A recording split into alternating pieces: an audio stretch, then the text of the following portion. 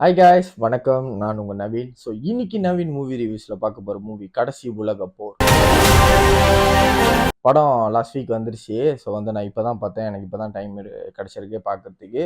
So அதான் உங்களுக்கு review கொடுக்க வந்துட்டேன். ஸோ கடைசி உலக போர் இப்போ தமிழாவோட செகண்ட் டைரக்ஷன் வந்திருக்கிற மூவி. ஸோ இந்த மூவி எனக்கு எப்படி இருந்துச்சுன்னா, இந்த மூவி எனக்கு டீசென்ட்டு ஒரு குட் வாட்சாக இருந்துச்சுங்க. ஸோ கடைசி உலக போரோட கதை பார்த்தோன்னா, ரீபப்ளிக்னு ஒரு விஷயத்த சைனா கொண்டு வராங்க. ஸோ அதில் எந்தெந்த நாடு கூட ஒன்று சேரல, அவங்களுக்கு அந்த ரிப்பப்ளிக்னு ஒரு விஷயத்துல ஒன்று சேரலையோ அந்த நாட்டு மேலே வார் இது பண்ணுறாங்க.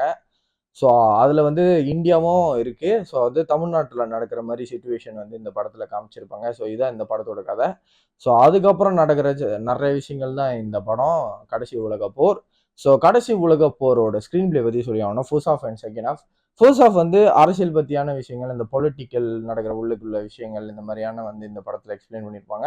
ஸோ செகண்ட் ஆஃப் தான் செம என்கேஜிங்காகவும், அந்த சீன்ஸும் ரொம்ப, அந்த ஸ்டன் சீன்ஸ்லாம் உண்மையிலே நல்லா இருந்துச்சு. ஸோ இப்போ தமிழா இந்த மாதிரி ஒரு ஐடியா கொடுத்ததுக்காக அவரை நம்ம பாராட்டி ஆகணும், சல்யூட் பண்ணி ஆகணும். இந்த மாதிரி ஒரு சூப்பரான ஒரு ஃப்ரெஷ்ஷான ஒரு ஐடியாவை கொண்டு வந்ததுக்கு ரொம்ப ஹாலிவுட் மேக்கிங்ஸ் இருந்துச்சு உள்ள. ரொம்ப லோ பட்ஜெட்டாக தான் எடுத்திருப்பாங்க கண்டிப்பாக, ஏன்னா அவ்வளோ ஹை பட்ஜெட்டான மூவிஸ் மாதிரி இது தெரியாது. ஆனால் இந்த படத்தில் அந்த யூஸ் பண்ணியிருக்கிற லொக்கேஷனும் சரி, அந்த செட்ஸ் ஒர்க்கும் சரி, அப்புறம் அந்த விஎஃப்எக்ஸ் உண்மையிலே ரொம்ப நல்லா பண்ணியிருந்தாங்க.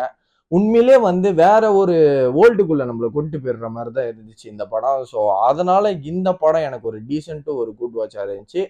ஸோ ஃபர்ஸ்ட் ஹாஃப்ல கொஞ்சம் கொஞ்சம் லேக் இஷ்யூ இருக்குங்க. படத்தில் லேக் இஷ்யூ இருக்குதான்.